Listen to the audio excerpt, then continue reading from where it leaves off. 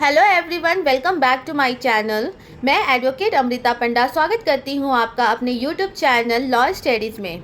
आज के इस वीडियो में हम डिस्कशन करेंगे the code of civil procedure 1908 के संबंध में, जिसे हिंदी में सिविल प्रक्रिया संहिता 1908 के नाम से भी जाना जाता है। भारत के न्यायालय में जितने भी सिविल केसेस हैं वो सभी सिविल केसेस इसी कानून के अंतर्गत चलाए जाएंगे।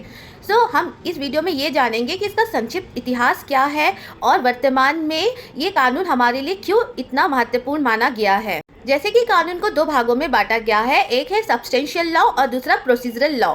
सब्सटेंशियल लॉ जिसमें कि समस्त कानून की परिभाषाओं को बताया जाता है और प्रोसीजरल लॉ जहाँ पर कि उसकी प्रक्रिया को समझाया जाता है।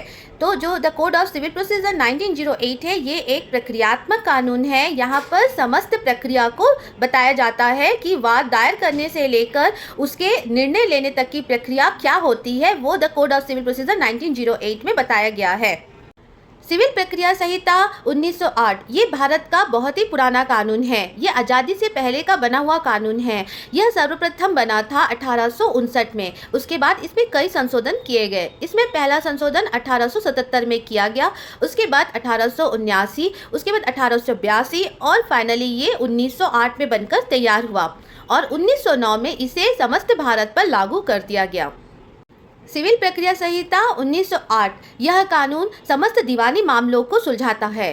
तो दीवानी मामले क्या होते हैं? भारत के समस्त नागरिक जिनकी धन संपत्ति से संबंधित जितने भी प्रकार के विवाद होते हैं वो सारे विवाद दीवानी मामलों से संबंध में आते हैं। धन संपत्ति मतलब जैसे कि आपने किसी को उधार दिया है, अब उधार दिए हैं तो आप उसकी वसूली भी करेंगे। उसके बाद अगर आपका किसी भी चीज़ों पर कोई अधिकार है और उस अधिकार के संबंध में अगर कुछ वाद हुआ है वो भी दीवानी मामलों के अंतर्गत आता है।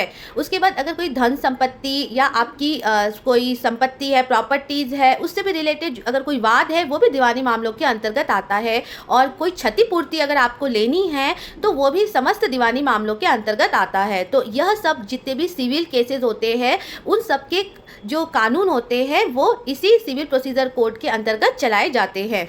धाराएं, सेक्शन जो कि न्यायालय के क्षेत्राधिकार को तय करती है। सिविल प्रोसीजर कोड 1908 इसका उद्देश्य होता है वाद के दायर किए जाने से लेकर डिग्री के निष्पादन तक की जो कार्यवाही होती है उसके नियमित एवं नियंत्रण करना है। इसलिए सिविल प्रोसीजर कोड 1908 यह एक शुद्ध प्रक्रिया विधि है। मैं आशा करती हूँ कि आपको ये वीडियो पसंद आया होगा। यदि आपने मेरे चैनल को लाइक शेयर सब्सक्राइब नहीं किया है तो आप इसे लाइक शेयर और सब्सक्राइब कर लीजिए ताकि मैं आपके लिए और भी इम्पोर्टेंट वीडियोस बनाती रहूँ। Thank you.